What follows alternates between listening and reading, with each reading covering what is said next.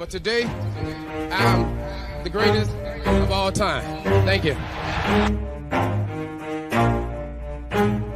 Never stop, I'll get it if I want it. Gotta make to myself a promise. I won't quit, keep going till I got it. I won't give up till I'm on top. Yo, no, I ain't the type to give up. If I do something, man, I do it till I get what I want. I turn a business out of nothing into something I love. I got a poker face, but honestly, I'm not one to bluff. I flip a switch, never miss, man, I always stay up. Don't let them see you, always have a plan to stay tough. This life ahead of you ain't easy, it was built to be rough. But that's what makes a personality, is tragedy, bruh. So keep your head on your shoulders. Now we ain't out here moving rocks, we out here moving boulders. Now we ain't getting posterized, we out here making posters. And we ain't got nothing to hide, we move forward like soldiers. You better wake up for the pay stub, or you'll pay up. Don't make love to the game, bruh, fuck the game up. Change up, rearrange stuff to your greatness. Famous for the way up, play the game, bruh. Never stop, I'll get it if I want it. Gotta make to myself a promise. I won't quit, keep going till I got it. I won't give up till I'm on top, yeah. You know I'm always honest, there ain't no way I'll ever stop it. I won't quit, keep going till I got it. I won't give up till I'm on top, I'm always flirting with pain, she like to hurt me and maim. I'm always working to change, but she's still lurking the same. I keep on building a dynasty while the haters be trying me, but they hate from inside. What is going on, everyone? Welcome to another edition of Unscripted here on the Elite Sports and Entertainment Network. This is our post-Christmas episode. We're recording this one out early, so all of us can go and enjoy our holidays with our family, friends, and loved ones.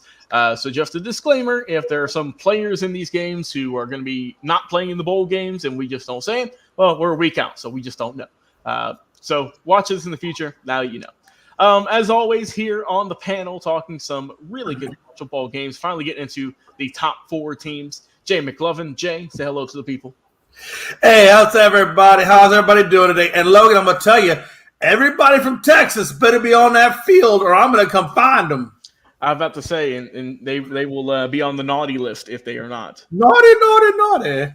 And down below Jay is our resident stat guy. Our resident Santa Claus here on the network, if you didn't know. Stat guy Santa Dustin Reese. What's up, Dustin? Oh, not much, guys. How are you? Hope you all have a good holiday. Yeah, I'm about to say, hope everyone had a good holiday. And it's time to be around some loved ones and most importantly, watch some football, right?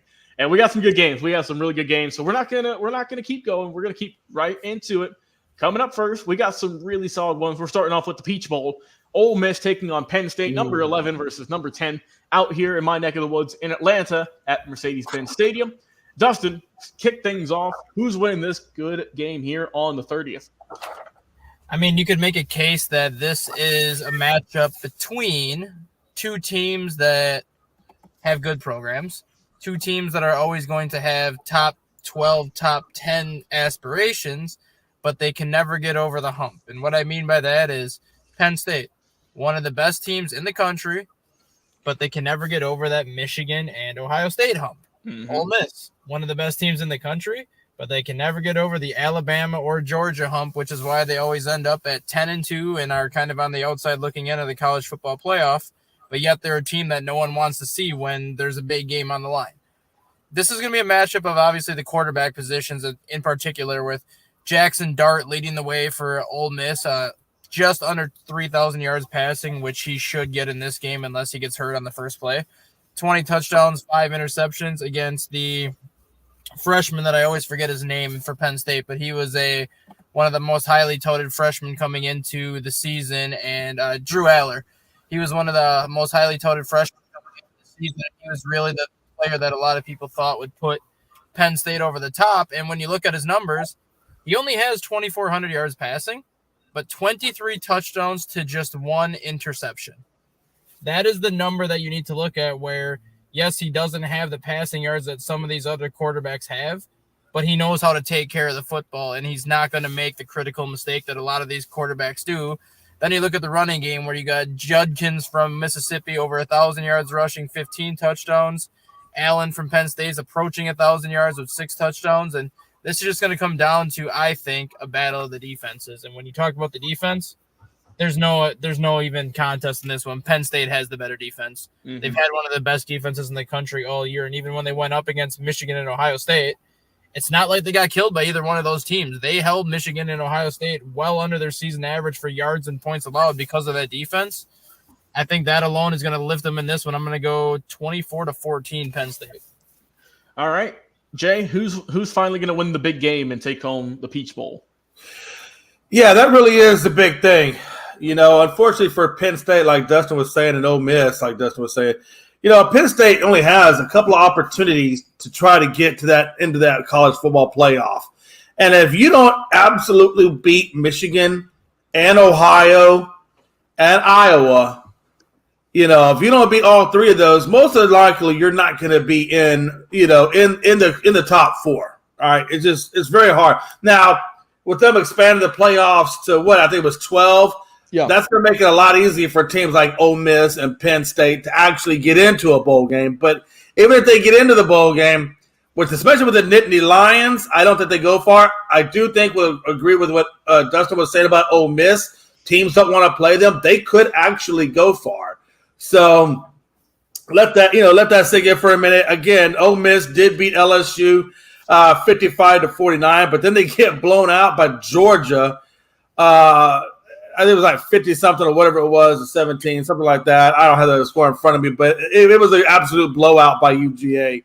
So that just kind of tells you right there that really Ole Miss still does not belong in the top four, because if you get blown out by a top four team, or at this point a top five team, then what case do you really have for the top four?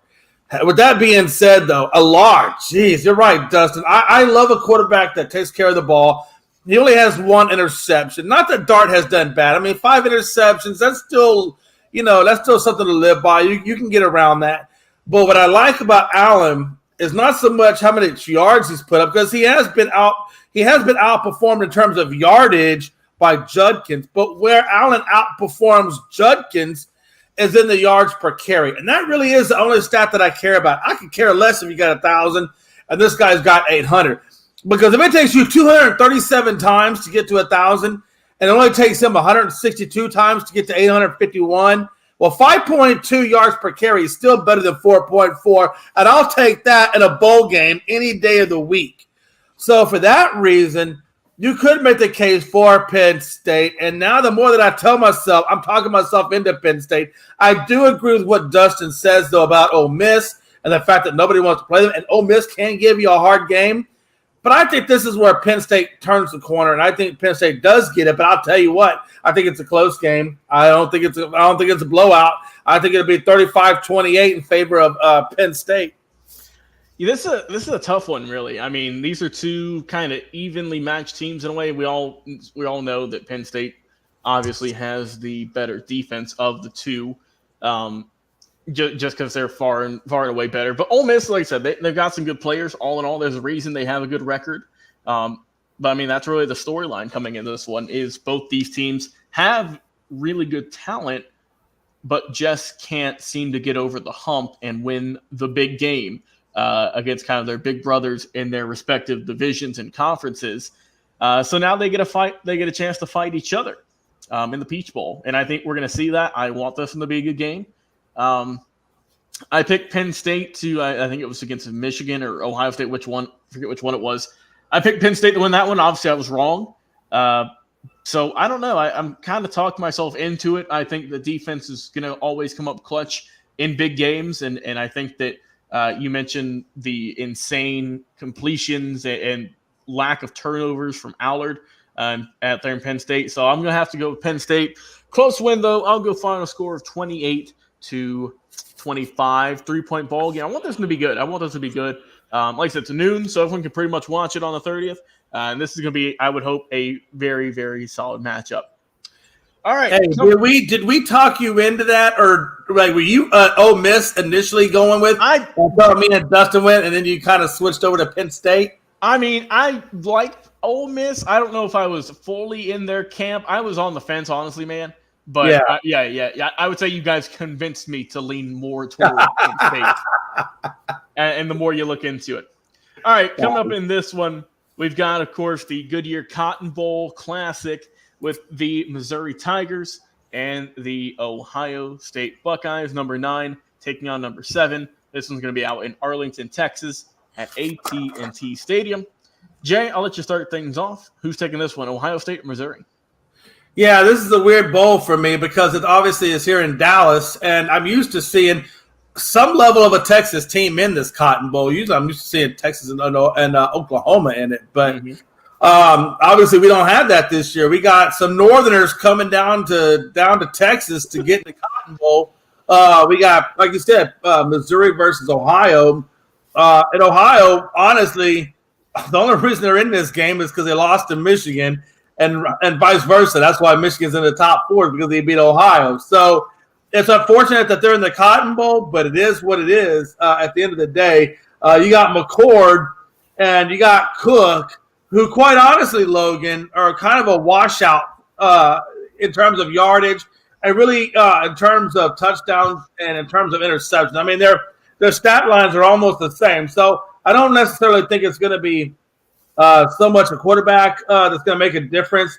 When you look, I think, and I don't think it's going to be the running back that makes the difference. Because if you look at Schrader, he's got 6 yards a carry, and then you look at Henderson, he's like 6.2 yards a carry.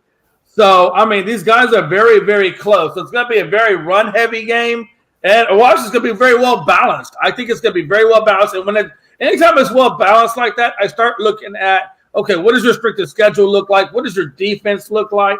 To see where the true differences are. What is their coaching? I think Ryan Day is a decent coach. I don't think he's the greatest coach in the world. I think there's been some controversial calls by Ryan Day, but I still think he's a good coach out of all of it. When you look at Ohio, again, they don't play as many teams as what Mizzou does, because Mizzou is obviously SEC versus Big Ten. And obviously, I fully believe that the SEC is just a tougher conference, obviously, than Big Ten. When you look at Ohio, they only play really 3 strong teams: Notre Dame, Penn, and Michigan. Well, they lost one of the big 3. Then you look at Mizzou, and they play Florida, Georgia, Tennessee, Kentucky, Kansas State, LSU. I mean, they're playing all the big boys.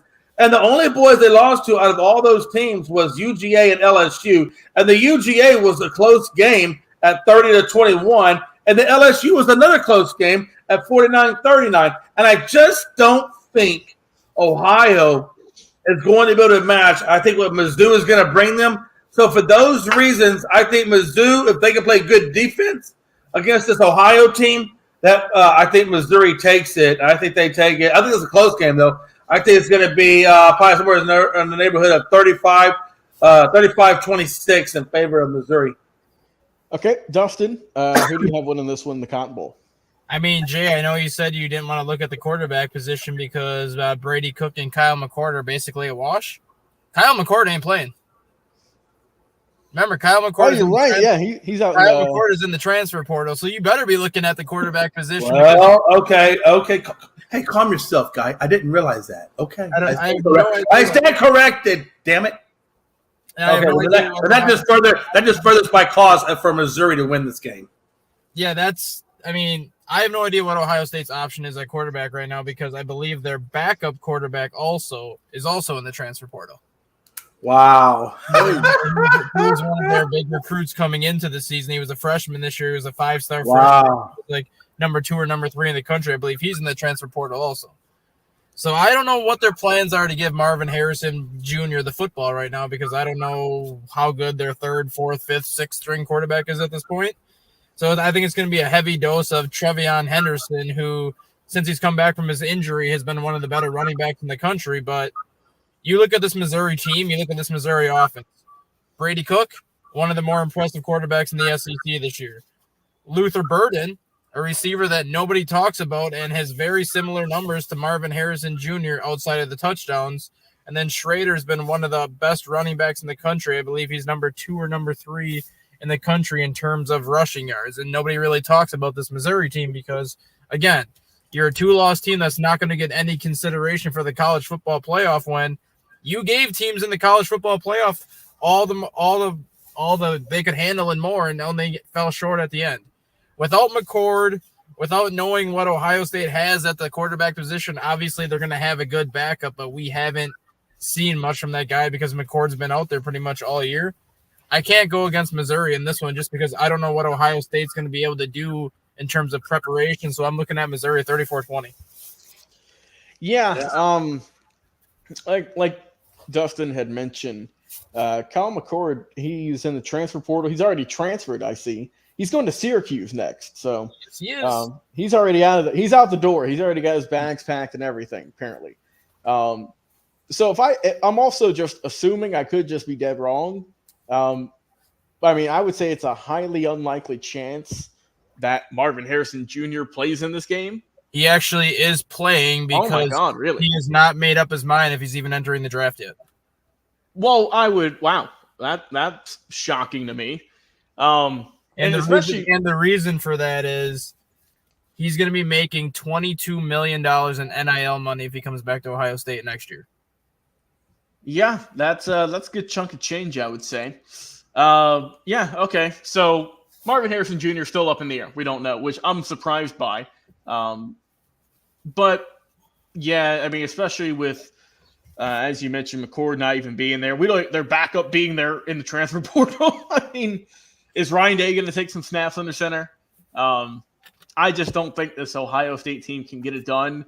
I mean, I would just say lack of chemistry also. I mean, you got a brand new quarterback who's in the biggest game of their life probably. And yeah, I just don't know. I don't know. I would trust Missouri in this one. I could be dead wrong, though. Ohio State has obviously some good players, but I could be wrong. But I'll go with Missouri. A lot of people are saying that it would be an upset if Missouri wins. I wouldn't say like a major upset. I do think it would be a slight upset. But I think Missouri, it's a team that no one really even thought would be this good. So I think it'd be a nice way to cap off their season. So give me the Tigers in this one. Final score, I'll go 27-21 in this one. I think Ohio State, just off of Trevion Henderson and their defense, I think they can get something working. But I don't think it'll be enough. All right, last game before we get to the big ones. Oh, a little spoiler there. But we've got Georgia taking on Florida State. This is going to be, of course, at the Capital One Orange Bowl out there in Miami, out there in Florida. I know I did see earlier today that Carson Beck, I believe, will be playing in this game for Georgia, and he's returning in 2024 to Georgia. And as we know, Florida State, Jordan Travis ain't going to be there. He's still dealing with some injuries. So with that being said, Dustin, start things off. Who's going to win this one?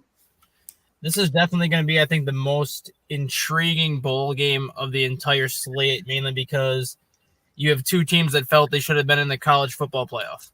More so Florida State, especially because they finished the year undefeated, won their conference championship, and basically did everything a Power 5 team can do to get in, and yet they were left out because their quarterback got hurt, which I still disagree with that, but it is what it is. Versus Georgia, they can make the case that they should have still been in the college football playoff because they were the defending champions. They hadn't lost a game in almost 3 regular seasons at this point. Mm-hmm. And they're basically like, we lost to a team that was already ranked at number 6 in the country. So that really shouldn't be held against us either, but it is what it is. And now you have a very intriguing bowl game against two teams that are obviously angry that they're not in the college football playoff. Two teams that are going to come in there with a chip on their shoulder, but one team that's going to get the ever-living S kicked out of them because Jordan Travis is not on the football field. And that team is Florida State. If Jordan Travis was playing, this would be a much better game. But the fact that he's not playing, and I don't know if the backup quarterback has been cleared yet or if they're going to have to go back to that third string again. But regardless if the backup starts or not, Georgia's going to absolutely steamroll Florida State 42-10 just because Jordan Travis was their only hope to keep this game competitive. Yeah. Jay, do you see a similar result in Georgia getting an easy W? Yeah, absolutely. Look, I understand Florida State's pissed off because they didn't get in, whatever. But, at the end of the day, man, you can do all the right things. But if your starting quarterback is out, nobody wants to see you in there because you're just going to get killed. And it's just an easy game for somebody else to advance on. And nobody wants to see an easy game for somebody to advance on. So that's why you're sitting where you're sitting. I'm sorry. Injuries happen. It is what it is. Beck is going to be there, obviously. Glenn most likely will be the quarterback for FSU unless Roadmaker can make it back. So But like Stat Guy said, whether it's Glenn or whether it's Roadmaker, man, I mean, neither one of these guys are going to be able to take out UGA. UGA is just going to mop the floor with them. I will say this, though. I do think that they have a better running game, Florida State does, than what UGA has. And I do like their defense a lot better than what I like UGA's defense. I think FSU's defense won the game at Louisville. And I think their defense is what's kept them in the game because Travis isn't there. Will UGA gear up for FSU? For me, is the one question, or will they just say, you know what, it's not a playoff game. I mean, it's not a playoff game. So why do we care? So I hope the momentum is there for them. I hope the fight, the passion, the competitive spirit is going to be there for Georgia. I do think it will be. I don't think they're going to take it lightly. But at the end of the day, I do think, like Stat Guy said, UGA decimates Florida State, probably somewhere in the neighborhood of 35-13. Yeah, I mean, I think we're all in agreement here. I think Georgia is going to get the easy win. Look, I get Florida State. You know, they finished the season undefeated, but their offense was barely doing anything the few weeks that Travis was out. You saw, obviously, the points differential drop. And, you know, like I said, they go undefeated, but their offense was not nearly as strong. And you're going to need that against Georgia. You know, there's a reason this team was undefeated for many, many years. And like I said, had a close loss to Alabama. I did see Brock Bowers at the time we were recording this said he's not sure if he's going to play. So that remains to be seen. Like I said, I believe Beck is going to play. He is coming back. So, but I think that overall, just Georgia's got a better team and a better offense. Like I said, defense you can give out in the Florida State. They've got some good players out there. I like Keon Coleman as well on the wide receiver core. But I think Georgia as a team is just I obviously both these teams are pissed off right now that they're in this position, which means we're going to see some slugfest going on. Might see some chippiness, which you like to see in bowl games. But I'll go with Georgia getting the easy win in this one. Give me 35 to I'll go 35-20. Final score in that one. All right, moving on now. On New Year's, we got the Rose Bowl, of course, 5 o'clock Eastern start. Number 4, Alabama, the SEC champs, taking on the number 1 ranked Michigan Wolverines. We're finally made it, fellas. We finally have made it, and now we can talk about who is going to be moving on in these Final 4 teams. Up first to bat, Dustin Reese. Give your thoughts, give your opinions, give your final score. Who's winning, number 1 or number 4? Can I say pissed, or is that frowned upon? I mean, we've all said it. You're good. Okay, talk about a team that's pissed. Michigan is pissed. Yeah. Michigan is downright pissed that they have gone undefeated for a second straight year, knocked out Ohio State for a third straight year, climbed to the number 1 ranking for the first time since forever. Lloyd Carr. Was his name Lloyd Carr? I'll believe you. Yeah, Lloyd Carr, like back in 97 and 98 was, I think, the last time Michigan ended the season number 1 in the country. And their grand prize is Alabama, who is arguably playing the best football of any team in the country since their lone loss to Texas. So congratulations, Michigan. Here's your grand prize for being ranked number 1 in the country. Yay. You look at the quarterbacks. J.J. McCarthy versus Jalen Milroe. Very similar stats. Milroe's got 23 touchdowns, 6 interceptions. McCarthy's got 19 and 4. Yardage is about a 85-yard difference in favor of Jalen Milroe. But the one thing that Jalen Milroe has that McCarthy doesn't have is Jalen Milroe can run the football. So he's a dual-threat quarterback versus McCarthy is your standard pocket passer, game manager. And then you kind of look at the running game. Jalen McClellan, 803 yards, 6 touchdowns, averaging close to 7 yards a carry. Blake Corum has around 5 yards a carry, 1,028 yards, but he's got 24 touchdowns. But in hindsight, 20 of those 24 touchdowns are 4 yards or less. So you pretty much know if Michigan has the ball inside the 5-yard line, they're giving it to Corum, and you just got to stop him. From an offensive side of things, yes, Michigan's offense, when you look at the point differential, Michigan had the biggest point differential in college football this year. The reason for that is the schedule that they played outside of Penn State and Ohio State was so ungodly terrible that they better have won most of those games by 30 points. Otherwise, they probably wouldn't even be ranked in the top 4 had they not done that. So Michigan, from a schedule standpoint, did not have a good schedule. They had a very easy cupcake schedule, which is a big reason why their point differential is where it is. But when they were tested, they passed with flying colors. And you look at the Ohio State game and the Penn State game was clear cuts as to how they did that. And then they go into the Big Ten championship game and post a shutout against arguably one of the worst offensive teams in the history of college football in the Iowa Hawkeyes. And then you had Alabama. Lost to Texas second week of the season. Benched Jalen Milroe the third week of the season because they were losing to South Florida. And then all of a sudden, since they brought Jalen Milroe back, something clicked. This team looks like the old Alabama teams of old when Nick Saban was just basically running through college football without a problem. The 27-24 game against Georgia was not as close as what that final score indicated. Alabama pretty much handled Georgia the entire second half of that game, and it took one last gasp, desperation kind of drive for Georgia to get back in that game, and they still lost. Defense is the advantage of Michigan, and normally I would go with defense first, but I just cannot go against Alabama right now because of the way they're playing. I like Alabama 24-20 over Michigan. All right, Jay, do you also have an upset? Yeah, I think Alabama beats Michigan. Like I said, Michigan, if they lose to Ohio, we're not even talking Michigan at this point. They barely beat Ohio. I think McCarthy is playing well, but I think Milroe over the last few weeks has really shown how good he is, even though he really was terrible at the beginning of the season. The one thing I love about Michigan is Corum. I think he is an absolute beast, but I think it's interesting to point out that McClellan has 4.8 yards per carry, and Corum is only at 4.7. So he does narrowly edges him out. Alabama is coming off a close win over UGA. Michigan did blow out Iowa, you're right, but they got a close win over Ohio. And let's not forget that Maryland almost beat Michigan, and that final was 31-24. However, in a comma, I see this as a game of the ferocious intensity of Michigan because Harbaugh's not playing there and all that momentum and hatred versus the guru of football and Nick Saban and what he's able to do with this Alabama. And I'm not going to go against Alabama on this. I think Michigan is still going to be the stepchild in all of this. TCU got him last year. I think Bama's going to get him this year. And unfortunately, it just doesn't happen. So I got Alabama taking it. I don't know. I'd say 30. I think it'll be a close game. 30, maybe 42-35. Favor of Alabama. Okay. I'll be bold. I'll go Michigan. How dare you? How dare I? What do you how dare I?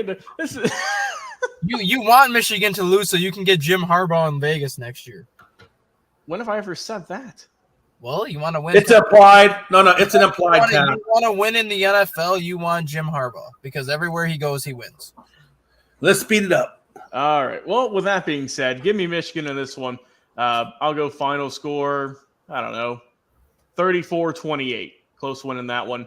I just don't know. We talked about Penn State, we talked about Ohio State not getting it done. Michigan also has not got it done. This might be the year for them. Why not? All right, and Jay's favorite team, the Washington Huskies, taking on the Texas Longhorns out there. So New Year's Day, as we know, Washington, Texas. Jay, go ahead. Yeah, I'm going to make this quick. Without Penix, there's no Washington. Without Ewers, Murphy comes in. We still keep rolling. We're 12-1. We did lose to Oklahoma. But I think you saw, even with our backup quarterback, this team cannot be beat. We have a better defense than Washington does. Washington has still not been battle-tested, in my opinion, on the defensive side of the ball. Again, we beat Oklahoma State 49-21. They beat Oregon 34-31 because, let's be honest, Washington has no defense. So for that reason and that reason alone, I'm going to go Texas, taking out Washington. And because they don't have a defense, I'm going to go 37-21, favor of Texas. All right. Dustin, who's winning?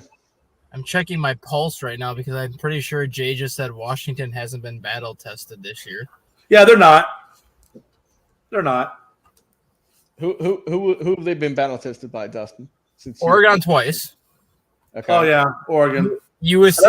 Another team that doesn't have a defense. Okay, let's keep going. It's still battle tested because of the offense. USC before they went into a struggle. Oregon State on the road, a solid team with an actual defense. They're very battle tested. Okay. This game is going to be my favorite game of the entire college football bowl season.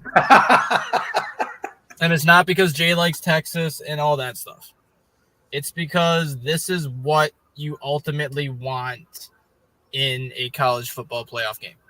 You have a Texas team that any other year, and Jay, I think you can agree to this, any other year Texas would not be in the college football playoff right now if there was 3 undefeated teams.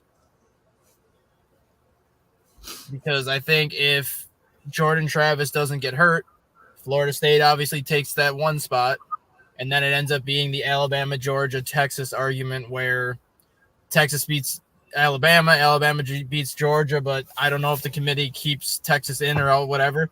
But any other year, Texas, I don't think gets in with a 12-1 record.